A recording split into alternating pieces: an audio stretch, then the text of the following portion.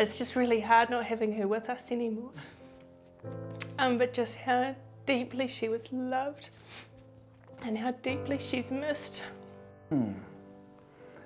It's so beautiful that Matariki is a time for celebration and connection, but also that it is such an important time for remembering.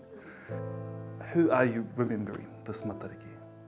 So I'm remembering a young woman, Kerri-lee, and she came and lived with our whānau when she was a teenager. Sadly, she passed quite tragically while we were away, and we just were not expecting that at all. She was still really young and in her 20s. We just loved her so much.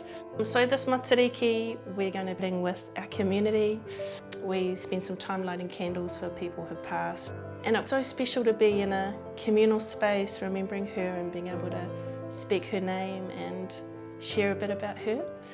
She was super cheeky and super hearty, and I have Chinese whakapapa on my mother's side, and even though she's Pākehā, she decided that she is also Chinese now, and we have this tradition of eating lots of dumplings as a family as well. And she really wanted to learn Chinese, and she said, I just need to know how to order 2 plates of dumplings. And I'm like, you just say 2碗饺子.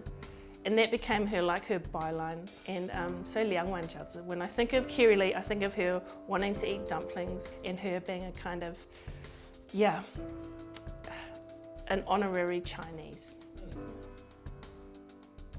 Whew. This year for Matariki, I'm remembering Kerri-lee.